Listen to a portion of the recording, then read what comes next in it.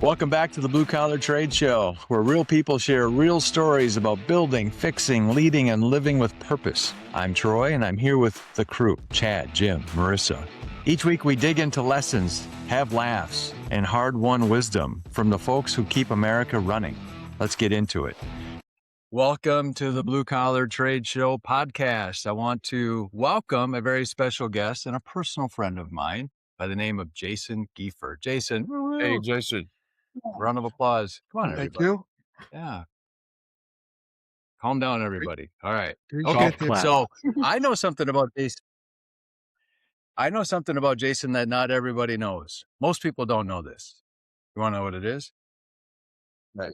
Sure. It'll be the first thing I know about Jason. Hold on. Let me get my pen. Go ahead. I'm getting nervous. You might want to write this down because it's actually pretty important. But it was Jason's birthday yesterday. Happy birthday. All right. Belated. Happy birthday, son. Very nice. Right? I think Good I had job. that right. I think I had that right. That's Did you right. do anything I missed fun? the first 59, but yesterday I intentionally sent him a note. All right. Yeah, no, I was, this is great. I thought it was going to be way more embarrassing than that, Troy. So, Oh, we're just getting started. Oh, is that it? Give us time. We'll get there. Give us time.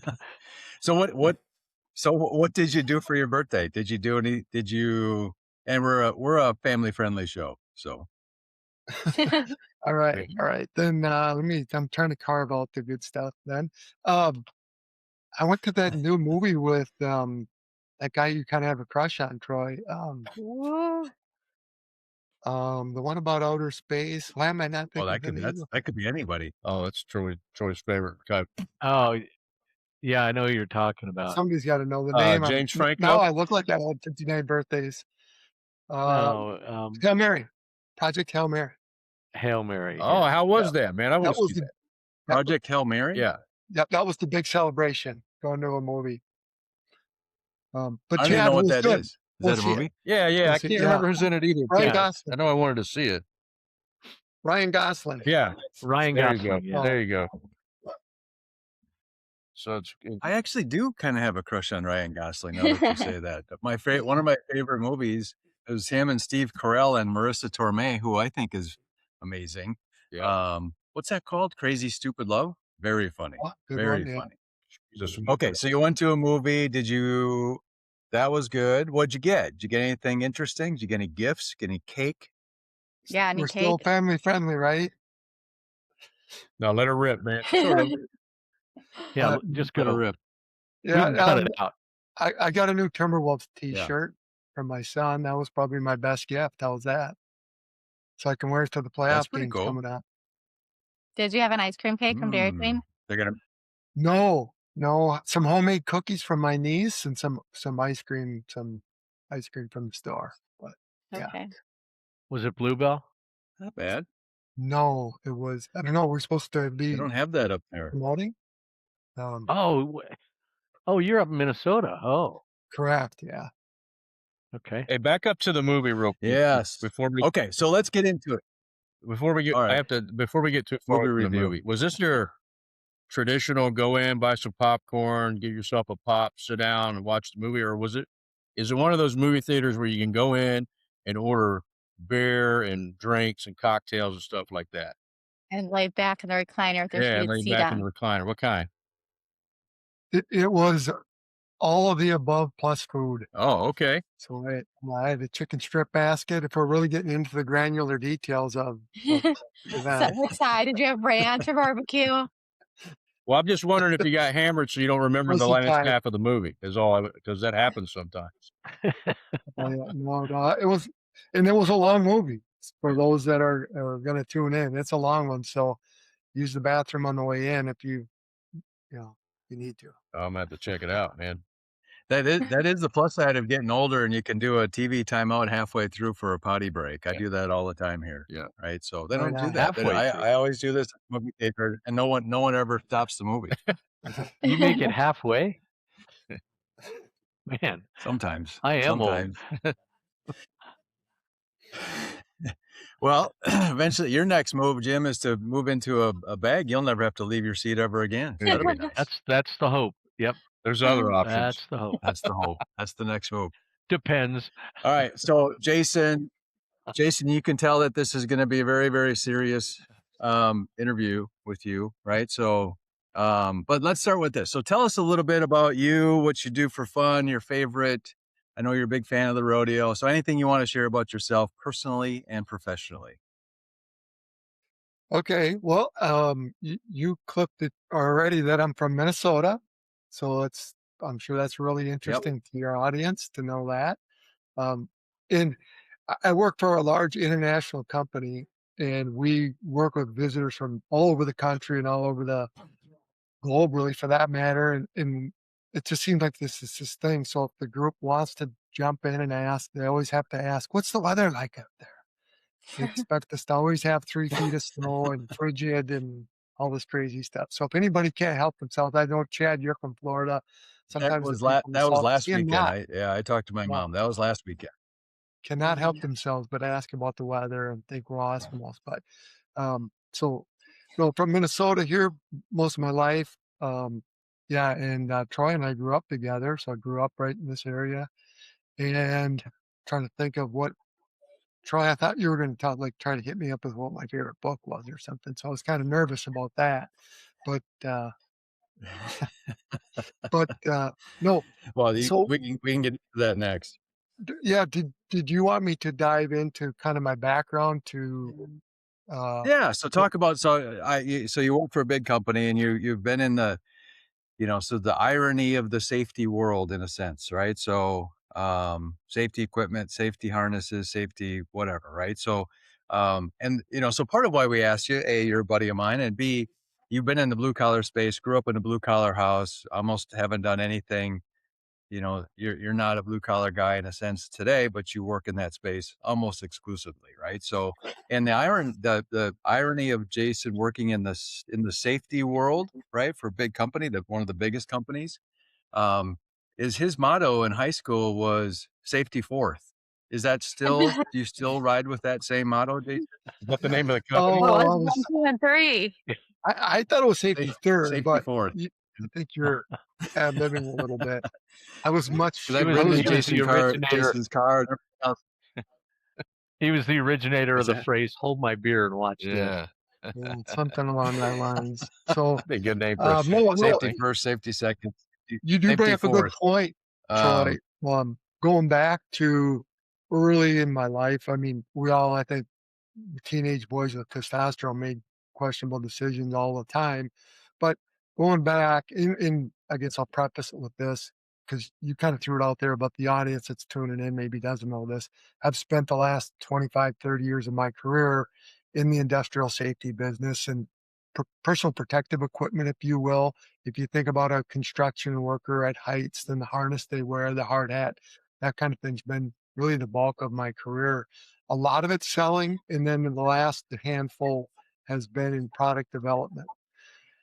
But back to the early days of getting into this, above and beyond all the fun, reckless stuff we did, Troy, as young men, my one of my first kind of sort of real jobs was on a construction site, and that was, and this does make me feel kind of old, was like when we'd check a confined space, and not everybody tuning in is going to understand that, but in this day and age, we would think before we would um, send a worker into a confined space, we would use a monitor to make sure the atmosphere in there was okay for them to survive that.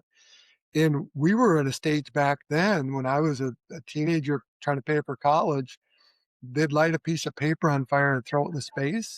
If it didn't explode, then we knew there was no explosive gas. Right. And if it didn't extinguish, we knew there was oxygen. Yeah. So we couldn't even afford a How far can you canary. throw paper? That's the real question, right? Yeah, we couldn't even afford a canary That's- with the joke on the job I was site. going to say that's one step above the Right, yeah. canary. After the canary came the paper. Got it. So then when and got going in my college and my career, I had a really good appreciation for the workers that wanted to get the job done fast and all that kind of good thing, but probably not take the right precautions. Were some of my cohorts that had never worked in that environment, they couldn't understand, like, why would they want to take a chance? Why would they want to take a shortcut?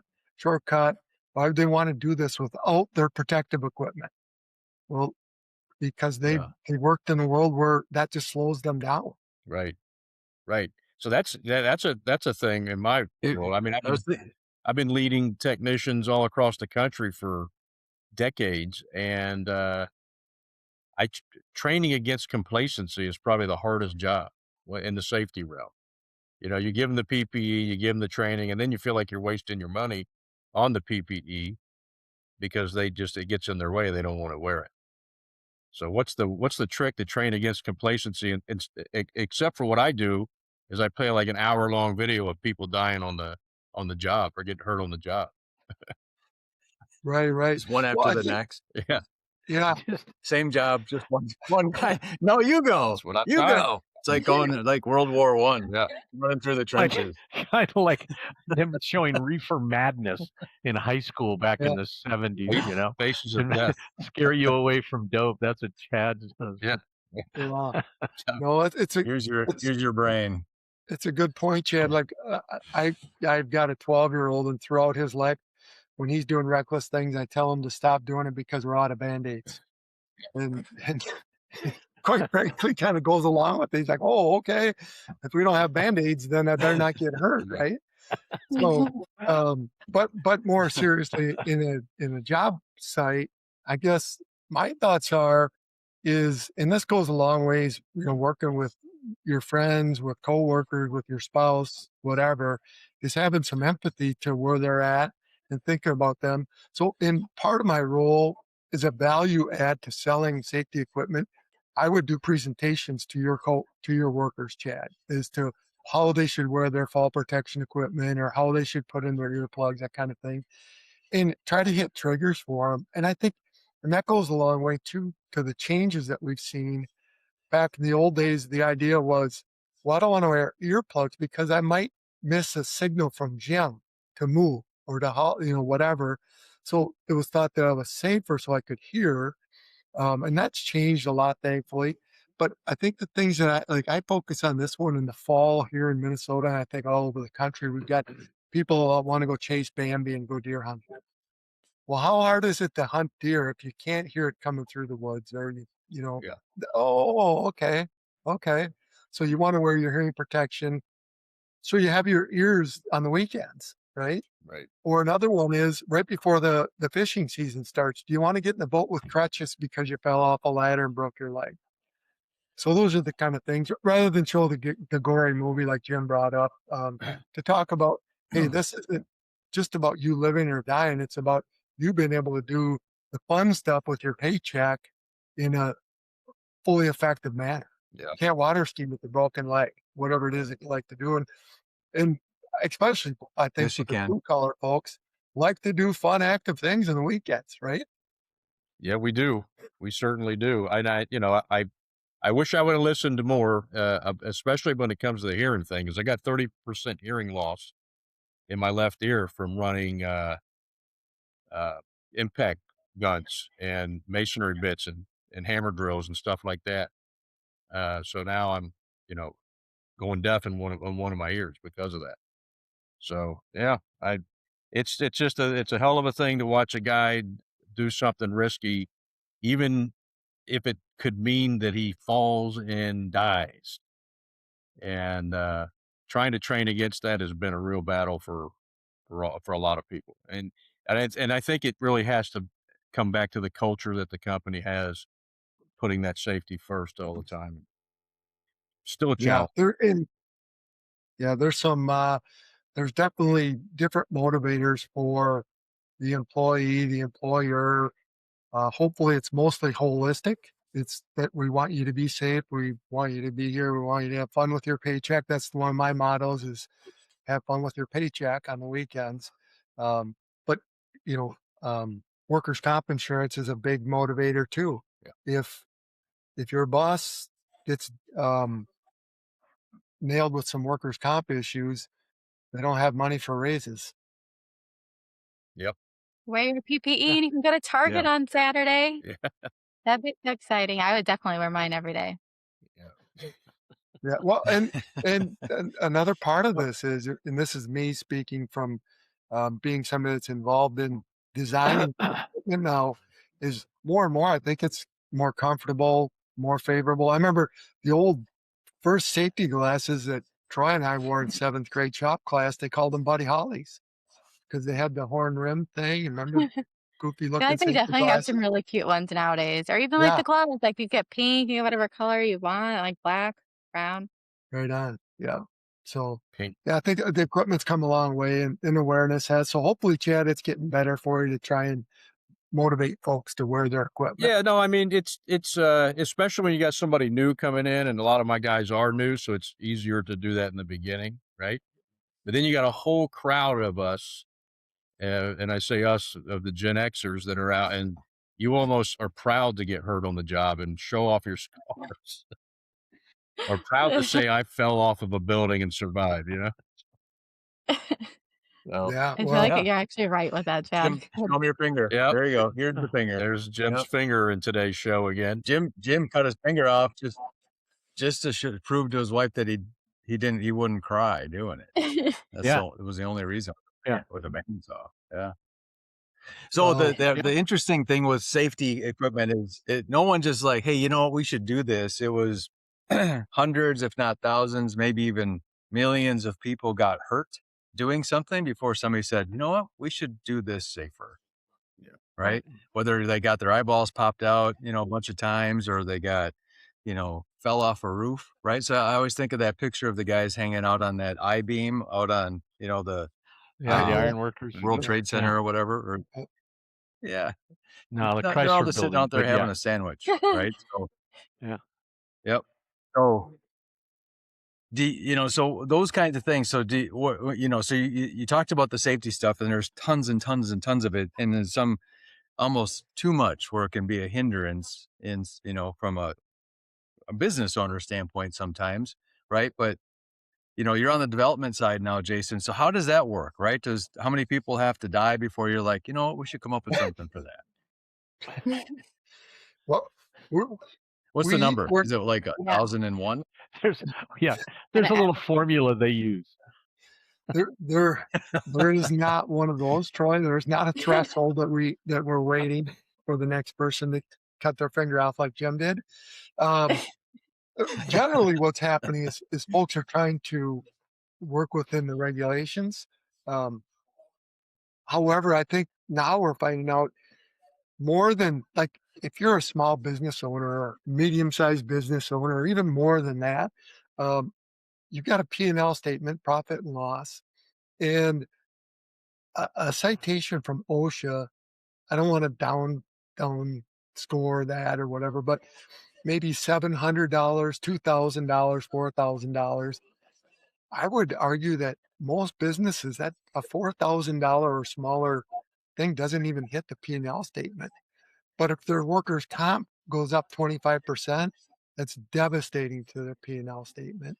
And also, exactly what your business, you've never told me exactly what your business is about, but I'm intuitive and kind of have some ideas. The workers are extremely challenging to get good ones to replace, right? So if you've got a great worker like Chad, and he breaks his leg and misses 4 months, if you're a small business, that's devastating as well. So I think those are the bigger motivators for the equipment. And then, of course, we're trying to make it so ours is the most attractive item out there. And then, Chad, Jim, Marissa, if you're in the market to buy something for yourself or your employees, we're trying to make it attractive for you. I always wondered, like, So, no, go ahead, Troy. no, go. When I think of like these guys and where I came from with a more corporate kind of umbrella, where they were extremely heavy on safety, down to where we would follow OSHA guidelines on residential service calls, even though an inspector was never going to come out there, or OSHA employee was never going to come out there. And it was like you thinking about you got to wrap these guys in bubble wrap every time they leave the shop, and then all of a sudden we had people leaving us because they didn't want to go through all the hassle of the safety requirements. And that's how much people kind of disregard their own safety. And moving into out from underneath that corporate umbrella, and maybe not moving completely away from the OSHA standards, but keeping in touch with what makes common sense safety on the job. And I think that's helped out quite a bit, right? Because there was a rule that you could never take your gloves off on a job whatsoever, ever take your gloves off. And it just doesn't make any sense. You have to have dexterity and things like that. So most of us that care about our employees and small businesses are able to keep some of that common sense safety still intact and make sure our guys go home every day. So I think that if Well, that's what I was gonna say. yeah, common sense, man, right? Yeah. Well, there's another side Well, to some that of it is too. because there's all these federal guidelines that we're supposed to or asked to follow, but they don't fit every nook and cranny of every business, right? So, The glove though, the hand protection that you're talking about is a pretty good example that in my lifetime, and according to Troy, it's a long one, but I'd like to still think I'm kind of young. But just in my longer than short most people. lifetime, we went from if you wanted a pair of gloves to use at work, they were cut and sew leather, one size fits all. And to your point, Chad, you couldn't pick up a carpenter's pencil with that. Right. And now we have these straight net gloves that are just a little bit thicker than surgical gloves, and you could pick a dime up Yeah. with them. So it's kind of a drift, more common sense, but then the equipment is caught up a little bit too. So Yeah. hopefully that's all part of it. Yeah, no, I'd be interested in seeing some gloves like that actually. So yeah, Yes, look if you want to Google search strain knit gloves, I will. and you'll see that. Thank you for that. Yeah, String knit. String Yep. net. Yep. Yeah.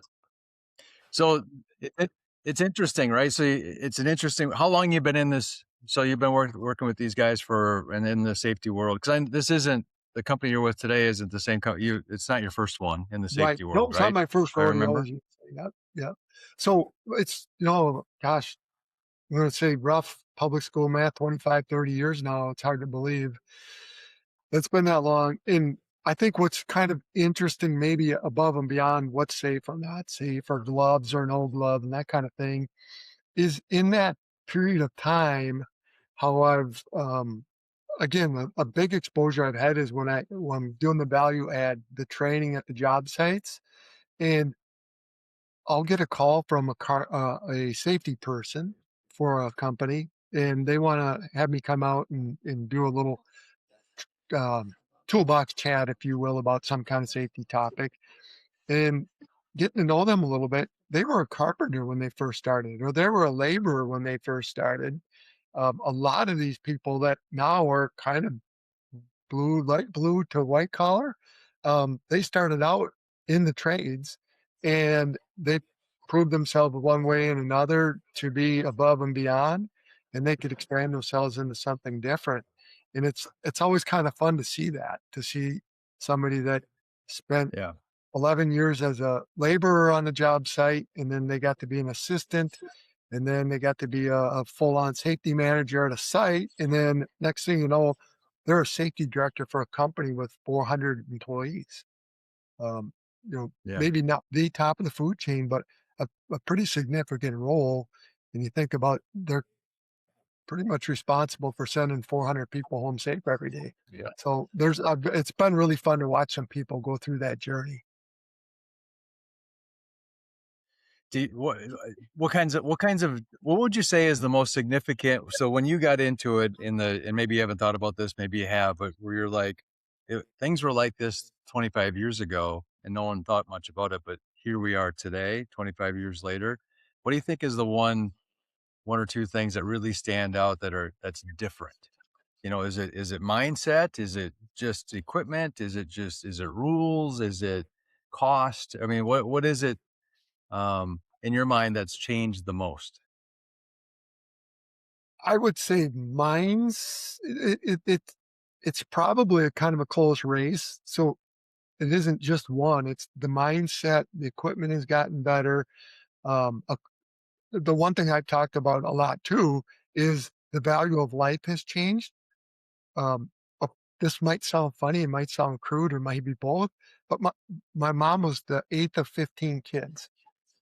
And in that era, back in the late 30s through the mid 50s, when grandma was popping out all these kids, one of the reasons they had 15 is because they fully expected some wouldn't live. Oh, Yeah. Oh my Oh, god. that's absolutely true. That is absolutely true. Right. And Because That's now, why. they weren't wearing the right gloves. well, no, I Too mean, much just steel work. like like the life expectancies and babies and all this kind of stuff. So, in 1938, if you had a baby that died under 1 year old, it was sad nonetheless, but it wasn't atrocious. Now, if something like that happened to somebody's infant, we'd lose our mind, right? Right. So thankfully, Yeah. we've smartened up and we see a lot more value in life. I think that's something that's changed. That's moved the needle. And I have one story where I think you told me to go ahead and tell some stories today. So several years ago, it's probably like maybe a dozen years ago. Something you want to add, Troy? No, I No, was okay. waiting for these stories to pop. Here we Okay. go. This one's not as funny as you might be hoping for, but I think it's one of my best motivators. Like I make jokes about working for the weekends and paychecks provide weekends, all that good stuff. This is probably more motivation than any paychecks or any bonuses, raises, or promotions. I went to a job site and did some training, and one of the people was, and I'll move back a little bit. I saw him standing like this, listening to my training. And had the kind of, the whole body language thing was like, this is all bull crap. And after we got done with the training, Yeah. he walked up and addressed me and said, well, all that stuff you said is great, but when I'm working on scaffold, and I don't remember all the details, but how am I supposed to do this? How am I supposed to wear fall protection equipment, be tied off, and still get these plates set in the right place? So we walked out to his job site and looked at it, and we came up with a couple different ways to do this, and he could still work within what's safe and what would be inside of what OSHA guidelines are. And he agreed with me and the safety director that he could do this moving forward. Well, then about 6, 8 weeks goes by, and the safety director calls me and says, "Hey, come and visit me." Which is a sales guy. I'm like, "All right, I'm in." You know what it's like? You're usually begging to go see people. yeah. So I go see the guy a couple days later, and he puts a piece of paper in front of me, a handwritten note, and I read it. And what the note was, it was from that guy's wife.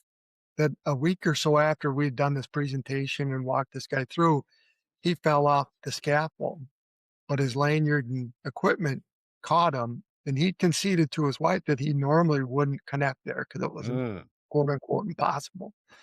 So his, his wife sent the note to thank us for going the extra mile to teach him how to make sure he was tied off, because if he wouldn't have been tied off and fell, it was 19 feet on the concrete.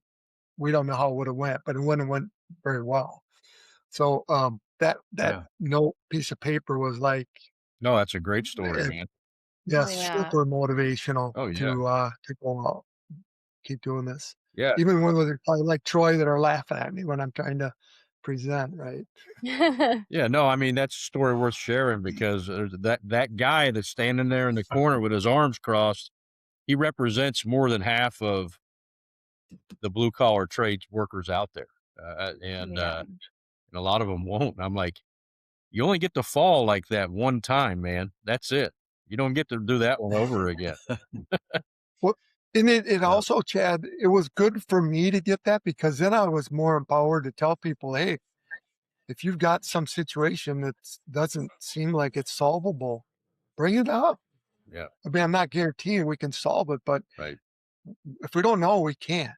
We don't know about it. So Well, what I like about the story is that the guy that sits there and does that, most of the time they don't say anything. They just leave the room when it's all done and go, thank God that's over. Right. And then they Yep. go ignore everybody. But he actually said something, and then you took the initiative to hey, let's go look at what you're talking about. Right. Mhm. Let's see if we can put together something that will make this work. I think you showing him probably made all the difference in the world. Well, that, So Yeah, well, so yeah, he that's did awesome. it. He thought he was good at it. that's the game changer right there, because normally somebody in your position would have said, well, I don't make the rules. You got to wear it. And that's not helpful. That guy Right. would have been dead right now had you not gone out there. Right? Right. Well, yeah, winter went well for sure. We don't know how bad, but yeah, winter went well. And to talk about the step back away from all this, how does that affect culture? Now all his coworkers feel like, oh, this isn't just a bunch of hot air being blown out my skirt. This is like I can actually, request some extra help, request an extra piece of equipment, Oh. and so their safety culture moved up because of that. Well, I know what I'm doing at my next safety meeting. I'm going to put a safety harness on and jump off the building here, Troy. There you go. Well, works. So in your time well, of the good doing news is even if it breaks, if you don't buy it from Jason's company and it breaks, Yeah. it's only 10 feet off the ground, so you'll be all right. Yeah, I'll be all right. I'll be proud. Speaking of safety related, and I know that we're recording, but they can cut this out. So I don't know if you guys read the story in Florida, Chad, about the woman. She's a quadriplegic. Yes. I read this. A quadriplegic champion pickleball player that was just arrested for murder. Hold on. I heard I didn't hear cornhole that. player, brother. Or cornhole. Yeah, I'm sorry, not okay. pickleball. Cornhole. Yeah. Cornhole. But arrested for murder. Really? Yeah. Quadriplegic arrested for murder. Read it earlier before we got on this call. How do you do that? She. Yeah. Nice. It's a woman. Well, we don't know. We'll find out the details for next I'm- week's show. Oh. Yeah. But it makes you say, I like Yeah. All right, so Jason, I see you and I can hear you, I Great. think. Jason. welcome back. Hey, All right. Jason. All right, good.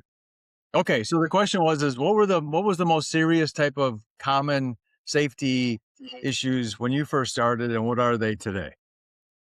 Same things or different things? I'm going to answer this a little bit unique, I think, Jim. But what I remember when I first got in the business is when safety people would give presentations, they would tell folks a lot back in the early 90s, mid 90s, that kind of thing, that if we want the best for this group today, the first thing we need you guys to start doing is wearing your seatbelts and stop smoking. Oh yeah. Well, And then they would Really? go into the Yeah. rest of the thing about the hands or the phone that's amazing. and that kind of thing. Yeah. I think the other one is fall protection has been consistently one of the worst as far as citations from OSHA and also from deaths. Huh. But Really? also at the same time, a lot of people were losing their eyesight in one eye or another or both years ago, but they weren't getting recorded as a fatality, so it wasn't quite making the news. Right. But I have two working eyes and means a lot to me. So I guess it's all kind of your perspective, but falls are still like the biggest thing as far as life and death. Hearing is getting to be a lot bigger deal. People used to just kind of think, to Chad's point, well, part of life is losing your hearing. And now we Yeah. have people that protect their hearing. It's a big change. One of the studies that was done a long time ago that kind of motivated people to protect their hearing was, if you think about this nowadays, if you see somebody in agriculture, they're in a fancy tractor with a TV screen in it and a GPS and air conditioning and AM, FM cassette. That's a joke. Cassette. Yeah. Did you guys catch that? But I in the caught it. old days, there was no cab, and they would sit with one hand on the steering wheel and one looking back at their plow or whatever. And there was a study done that these farmers were losing hearing in this ear, and they weren't losing it in this ear because they all sat. All the controls are over here on the right hand side.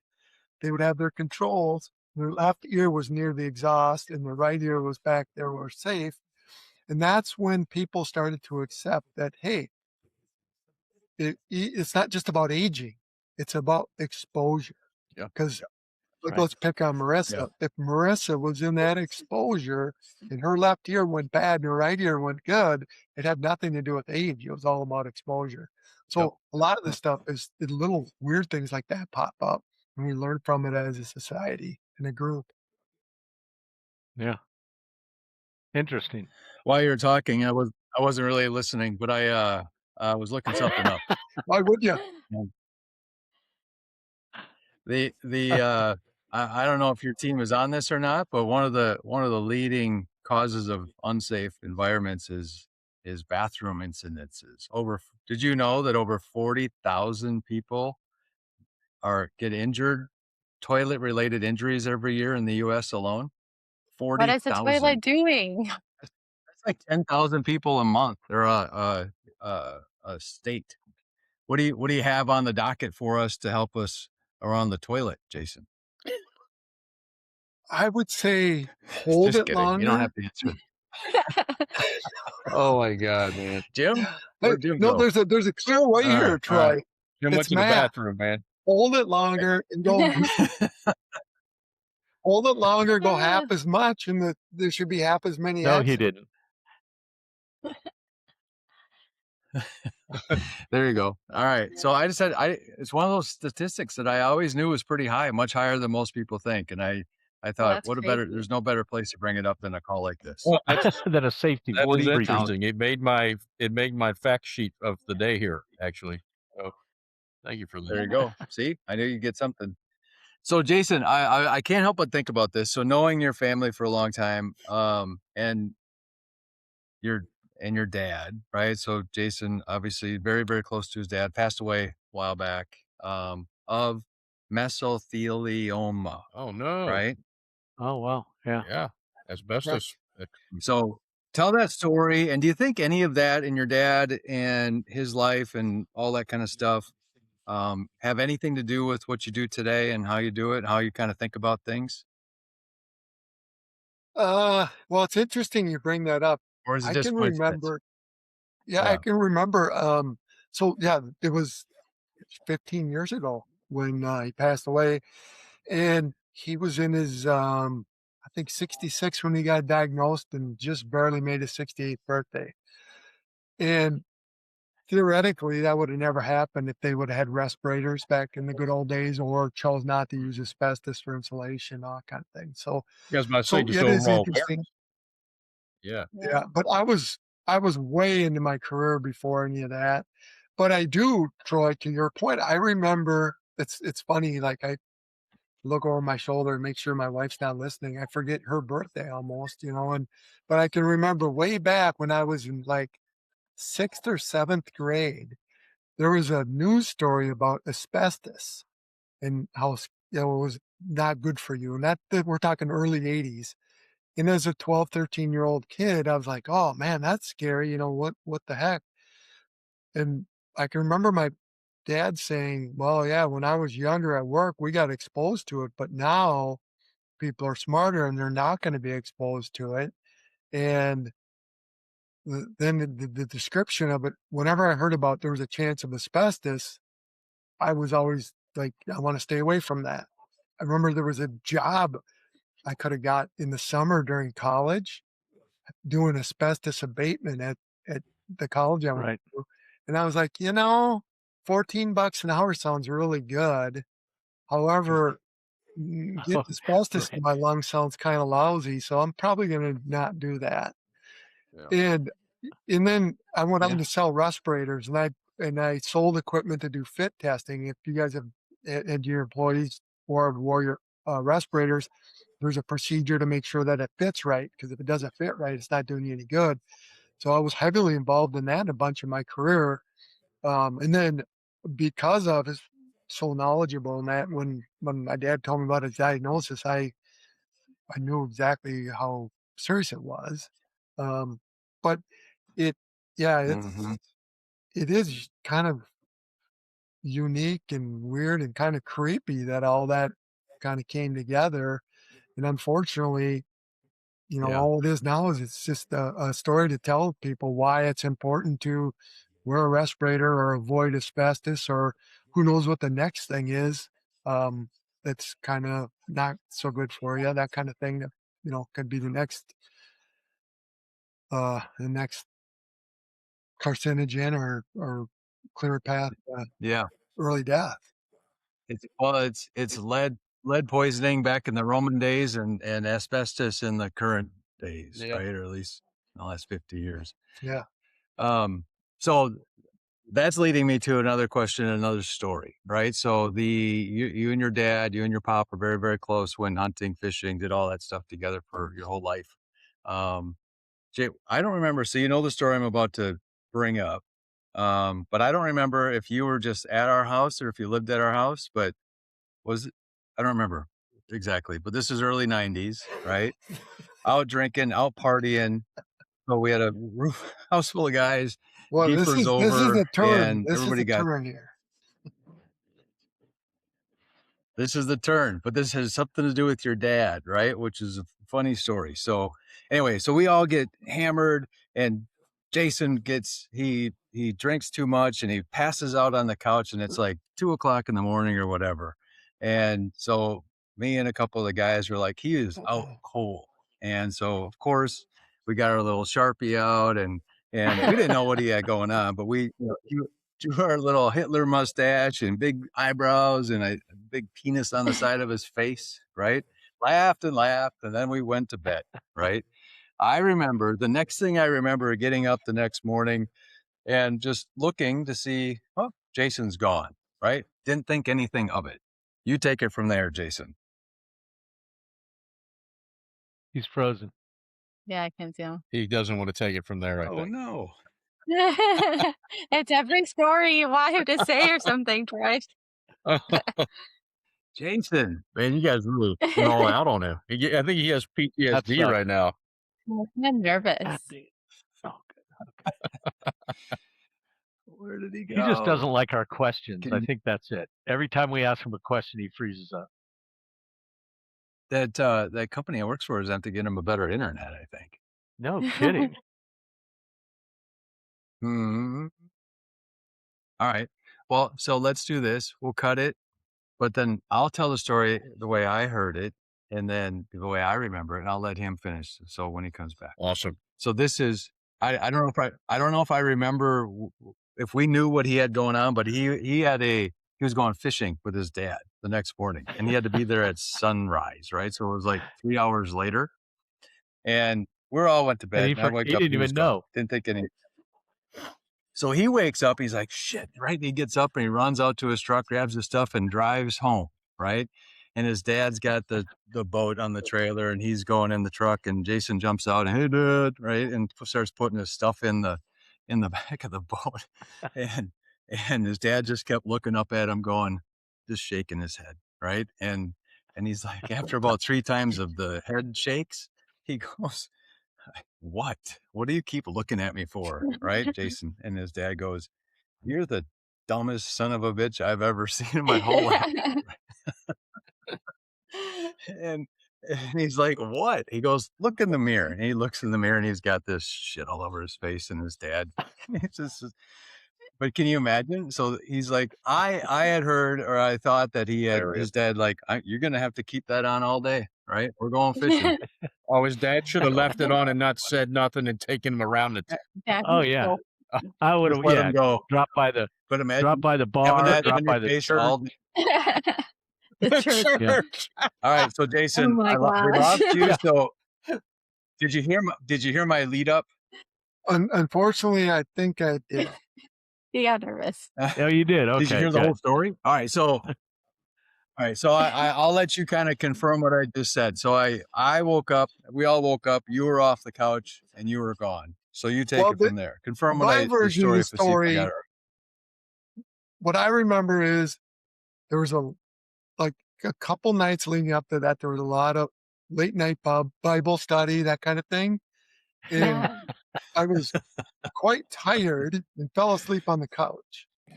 And I think you implied Yes. maybe some grain alcohol might have eating. been involved, right? Maybe. And then I woke up in the morning after a rocky night of sleep, I guess, and went to join my dad on a fishing trip and realized that there was some lines on my face and some marks. You're so handsome. Yeah, I must have had like a marker in my hand and did some sleeping or something, because nobody that was there that night wanted to fess up to being the Oh, and artist. if they're friends, they would never do anything like that to you, Yeah, right? no. They're No, your there was friends. a pair of glasses on my face, I think, and some other neat stuff. They just wanted And to help you see better, catch the fish, yeah, like yeah. make you feel but- more manly with the stash. But Were they your dad's safety reaction to it was yeah, That was glued to his like face. Troy was laughing really, really hard when I told the story about it, and I still wasn't quite over it yet. And I don't think my dad ever got over it. But yeah, we were getting going in the dusk of the morning, and he was really excited that I showed up on time and everything was great. We had the bait, nothing was going bad. And he got a little closer look at my face, and I just couldn't figure out why he just had this look like he saw the devil. He told me. And then I got to look in the mirror. He pointed out that I should look in the mirror, and I looked in the mirror and saw a mustache and glasses. And then it all became crystal clear why there was I mean, some unrest. it happens to everybody, Jason. Yes, Does your It generation happens to still do that, everybody. That's why Marissa? it's funny. When people pass out, do you guys still draw on each other's faces? We Okay, did. good. I'm just making sure it's Everybody does. Yep. You just Yeah, it's funny. the only Actually, difference the in this elf story is who was the one that finally pointed it out to Jason. That's the highlight of the story, right? Yeah. my daughter's elf on the shelf drew on my face this past winter oh yeah, before elf and shelf. in December.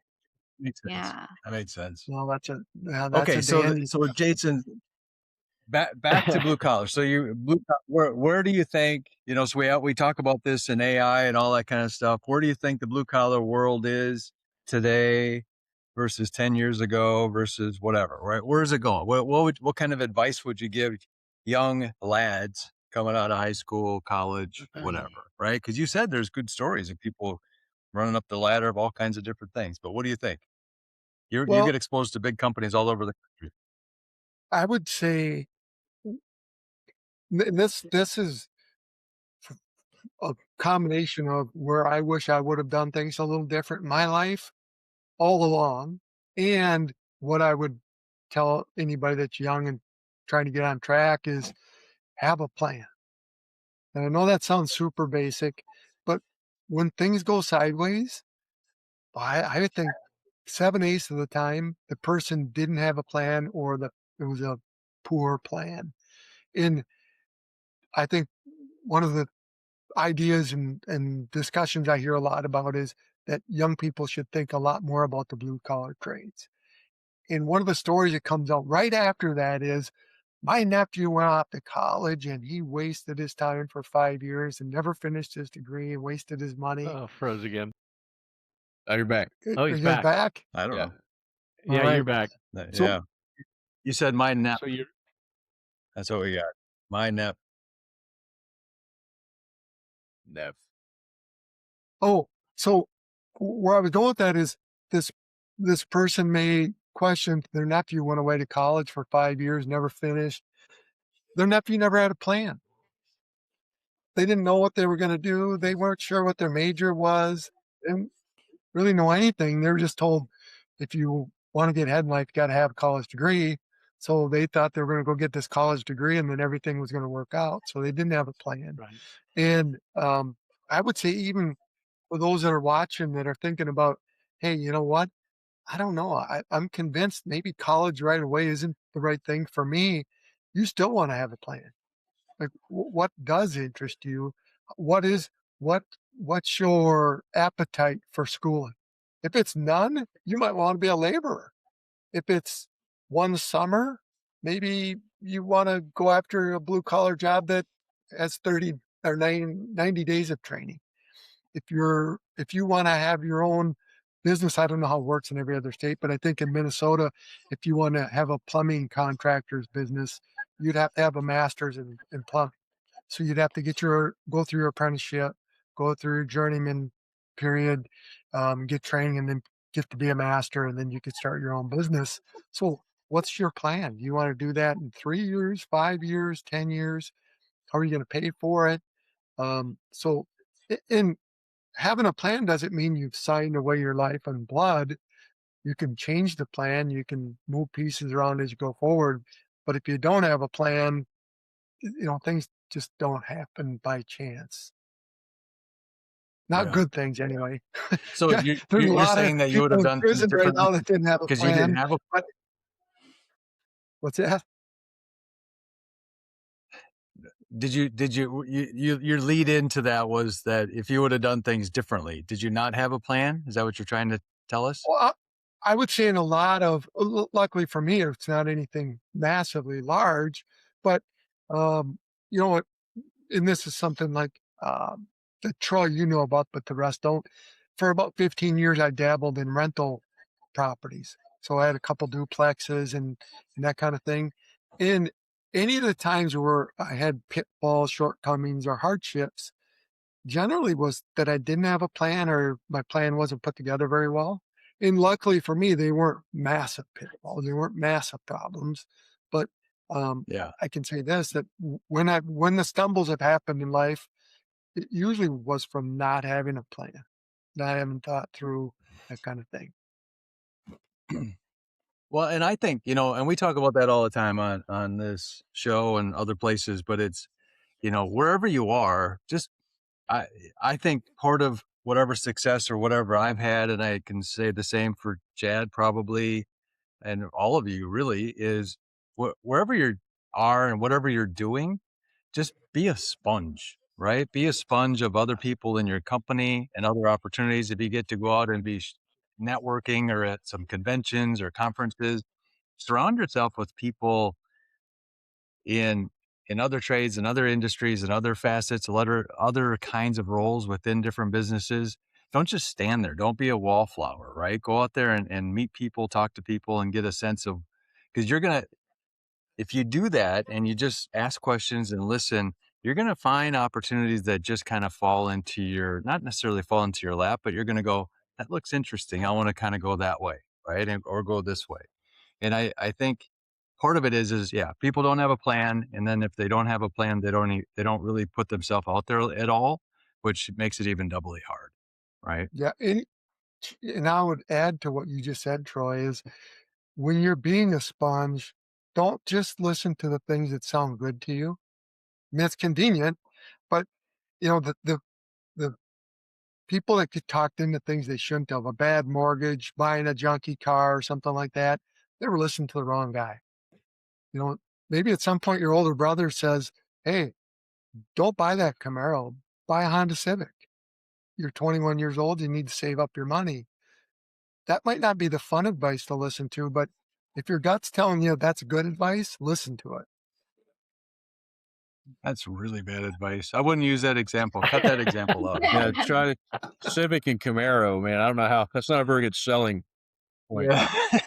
But I understand the point for sure because I've had it. Yes. Well, and the other one that I think that happens to some of us too is we go through the worst part of something, we're almost to the easier part, and then we quit. Right? Like somebody dives into their Yeah, career. that's true. The first couple of years are quite frankly crappy quite often, right? And then just when they were kind of getting to the end where they were starting to become a little bit of a subject matter expert and starting to figure it out, they bail. Stick with it a little bit longer and let yourself enjoy some success before you think you need to move on to the next best, better thing. Who do you That's good sponge advice. off of, Marissa? When you go, what do you do? Because Marissa, Yeah, when I sponge off of like at work. yeah, like at work in general, so because you're pretty good at that, right? So you like to put yourself and be around other people, and and asking questions and that sort of thing to see what makes them tick and what's interesting, right? It is. It's just, Yeah, I think that I like to sort of, learn anything, the good and the bad. I like to listen to how everyone like works in their own way, or their opinions, and pick and choose like stuff that I like.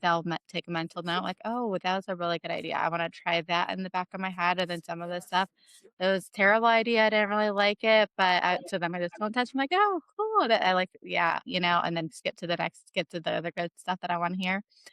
We did just I yeah. networked at a career fair last week. Actually, made a really good connection. I have to send over some of the info, but she was great. I think I listened to everything that her spiel and what they do, and I was like, this is awesome. Like I loved it in my head. And there was another one. I was like, yeah, this one maybe not so much, but I still pretended that I was, just because you never know, and it's you want to get all the information and see and just take of value and add it to myself for the future and however I can use it in Well, what I do. that's exactly what I'm saying. So as a young person, kind of getting exposure to other people, asking them, "What do you do?" And not just, "Oh, I'm a this for that."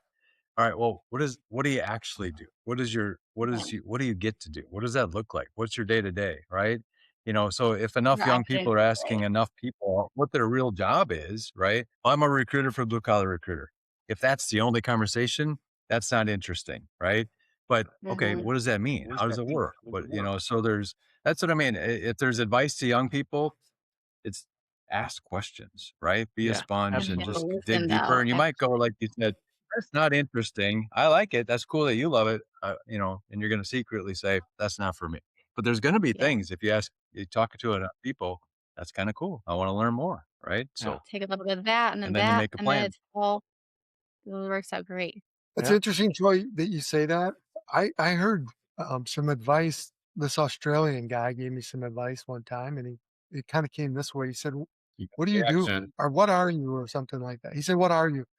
And I started telling him I was a salesperson, and he said, "No, no, no, not what's your job. What are you?"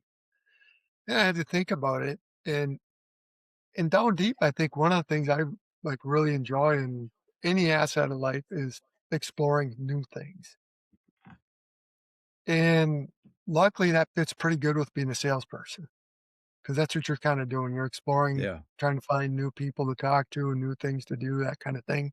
So that might fit in good with anybody watching that's young and trying to figure out what their career is. What are you?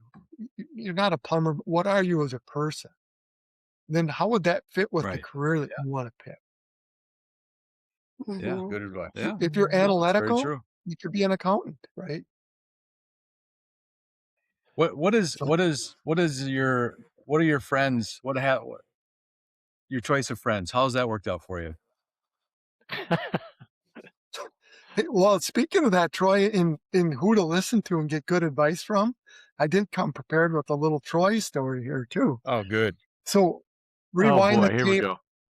This one's pretty innocent, but pretty telling of who we're working with, Oh, and a good all right. lesson here too. So back Uh-oh. in 2000, the year 2000, I decided to run Twin Cities Marathon. So we ran the marathon, and it was a real lot of fun, especially finishing. That was great.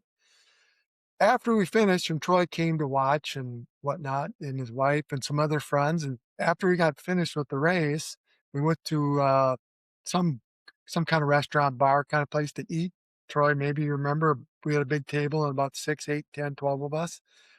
And Yeah.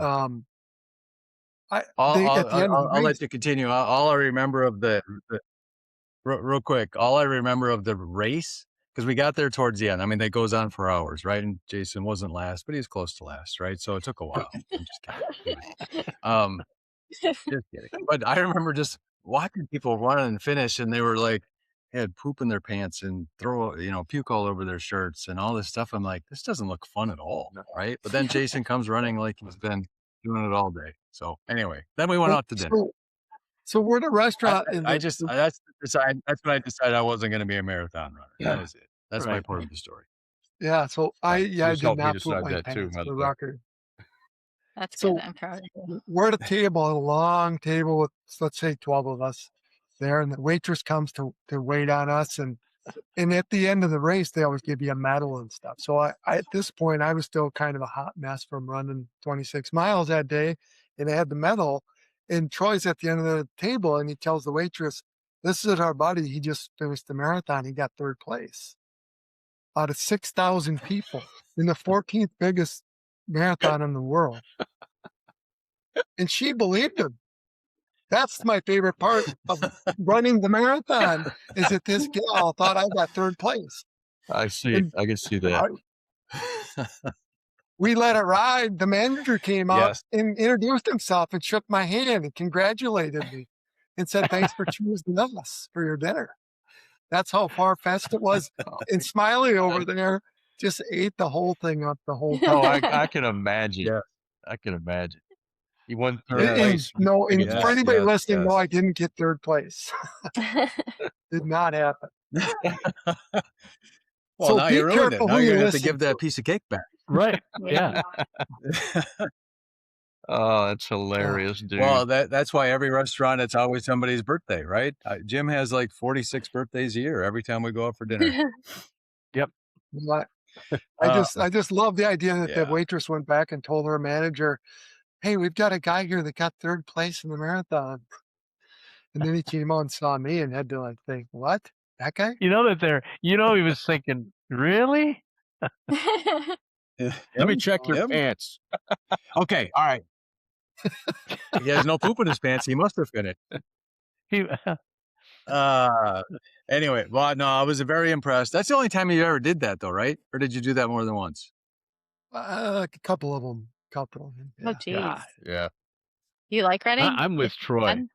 I have never seen somebody running that looked like they enjoyed it. They're always No. grimacing. Well, they're always. the winners why always do look it? like they just ran. Well, I don't know. The guys from Kenya, they seem According to to look like Troy, they they just do it because run they're to get the mail. constipated. No sweat. I just don't like the idea of my toenails fall. All these horror stories I heard that day. Oh, I know. Toenails fall off, my nipples Oh, bleed, I poop gosh. my pants. I'm like, I don't know. I'm probably just gonna sit here and drink beer. I had a commanding officer that was a runner, big time runner. He's the kind of guy that he would run 6 miles in the morning, and then that evening he'd say, "God, that felt so good. I'm going to go run 10 more." I mean, that just sick like that. And he had a picture on his Mhm. wall in his office of him finishing the San Francisco marathon, and his quadricep is one giant cramp. And he ran like that for the last like 3 miles with his and the picture in the picture, the look on his face as he finishes, and his leg is just it's the most gruesome looking thing.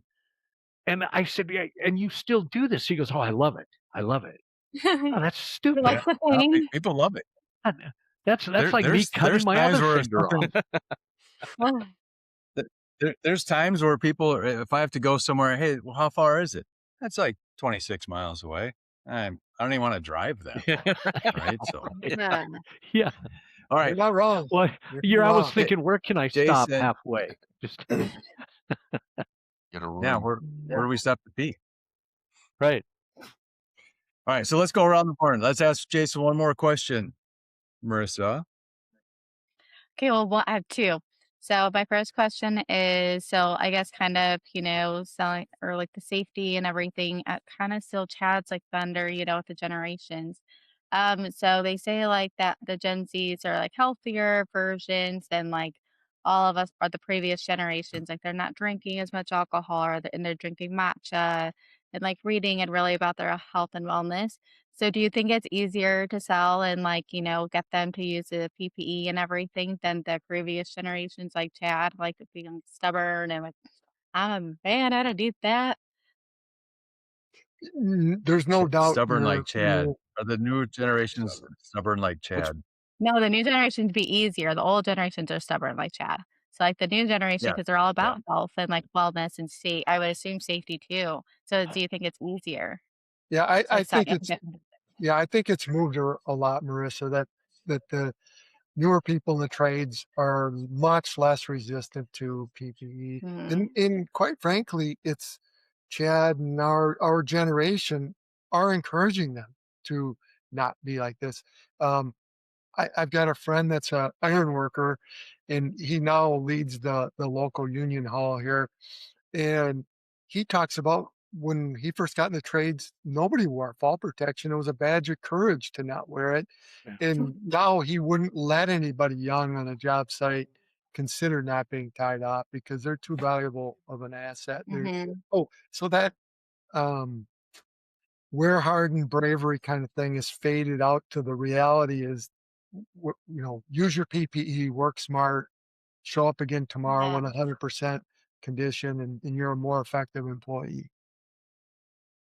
Okay, perfect. And then my second question is, what's your favorite tool?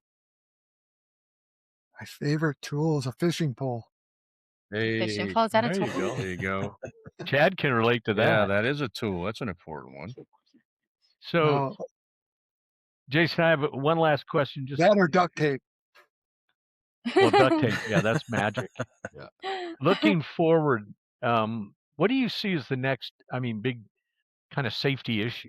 Where are things headed that you think could be the next big thing? We went through this big thing with office ergonomics a number of years ago, and I don't know if it's that, this is late 90s. There was software that people were putting on their computer that would every 15 minutes tell you to get up and move around, that kind of thing. And Yeah. then it kind of faded. And now I think we're hearing that sitting is the new smoking. I don't know, that sounds really weird, but when I say it out loud, but I've heard other Yeah. people talk about it. I almost wonder if a sedentary lifestyle, sedentary work is maybe the next most unhealthy thing. And Yeah. to those that are thinking about blue collar listening to this podcast, you're all set. You're not going to be sedentary sitting in a chair rotting away. So I think Right. that might be the next, the next new thing that we figure out as a society. In the 50s, I think the idea was your children were very successful if they didn't have to work hard, right? Right. Yeah. And now those people that don't work hard sit in a chair all day, and it's becoming very evident how unhealthy that is as well. So that would be my answer there. Nice. Yeah. Well, and also I just want to add one other thing that I loved it that Marissa called Chad the older generation. Yeah. I love that. Well, no, I caught that. I was just thinking, yeah, because he's perfect example have for that. like stubborn and I'm keeping track. a brat.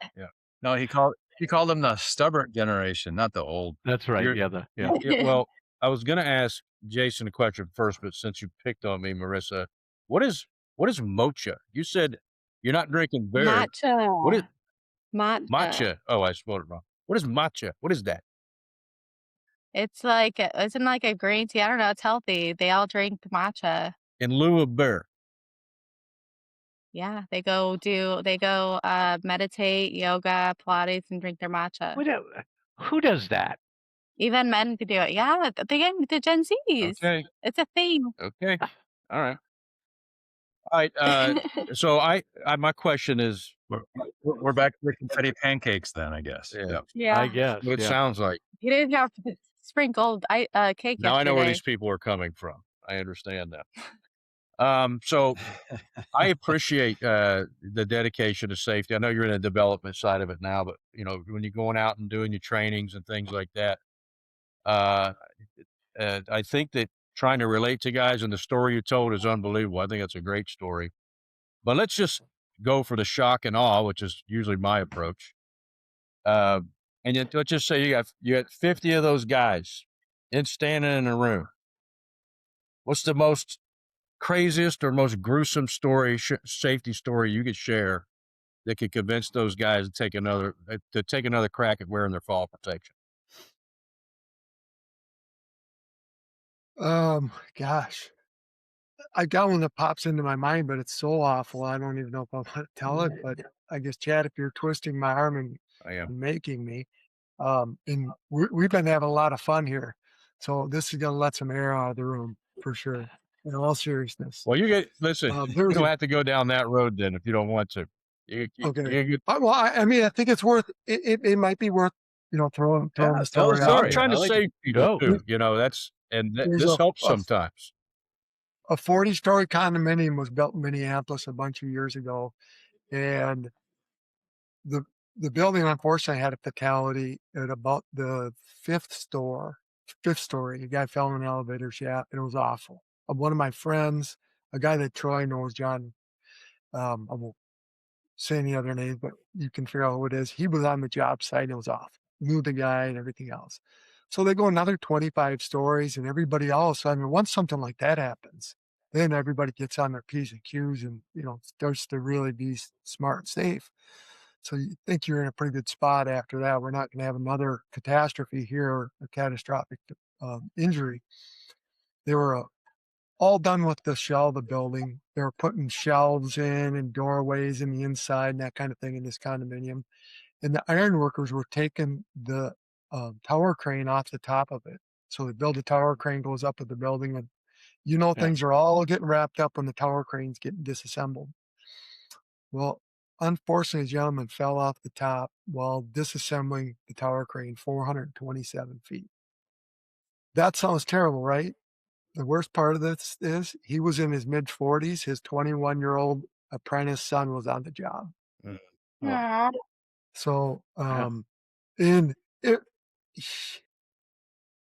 we don't want to say he should have done anything different, but it was a weird thing that by the investigation, it's believed that the guardrail system that was supposed to be his protection failed him. Mm. So somebody may argue that the guardrail should have been inspected better. We don't know. Right. But I guess my takeaway, since you asked it, is I would think you as an employer, if people want to spend 45 seconds inspecting their equipment, inspect their van to make sure the brakes work right. Yep. If the backup camera is faulty, there's a reason we had a backup camera. Mm-hmm. Get a new one, put it on there. Yep. It's not for Yeah. the first 30,000 miles of the truck. It's for the whole life of the truck. That's right. And unfortunately, with safety, a lot of times we don't really know what we avoided. You know what I mean? When you did something right, you know how close you were, but motivate yourself because you don't want to be the next person that is the story. Yeah, no, that's, in all seriousness, I know we had a lot of fun here It today, was just but like that. in all seriousness, I try to keep my guys from repeating some of the small mistakes. I got my hearing loss. I got corneal flash burn that's messed up my eyes probably for my whole life. So trying to impress upon them how serious it is and how serious to take it and how not to become complacent. It's been a struggle. But I think I do a better job than most. So I appreciate you coming on the show Good. today. Appreciate it. Yeah. Yeah, it's hard to watch Chad walk into walls sometimes because of his eyesight, right? But he can't hear me when I That try to bad. stop him, so it's sort of funny. He doesn't hear the crunch it makes, so it doesn't matter. Oh, I do everything I Well, can is what my point is. All right, so Yeah. anything else, Jason? Anything else you want to share? Any other stories you want to bear to the world before we go? there was one I did a little bit of prep. I actually pulled out a notebook and did some prep for this. And I thought you were going to say something about Oh, like what's the best quote or what's the best story. In this one, I was at a safety seminar and they had a keynote speaker there. And the guy told a story, and I thought this is worth all of us at any point, even I tell it to myself over and over again. He said, there's this expression about there's no time for pity parties. Anybody heard that kind of thing before? Yeah.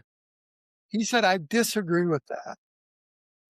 But what you need to do is when you have a pity party, make sure your length of your pity party is in line with whatever happened.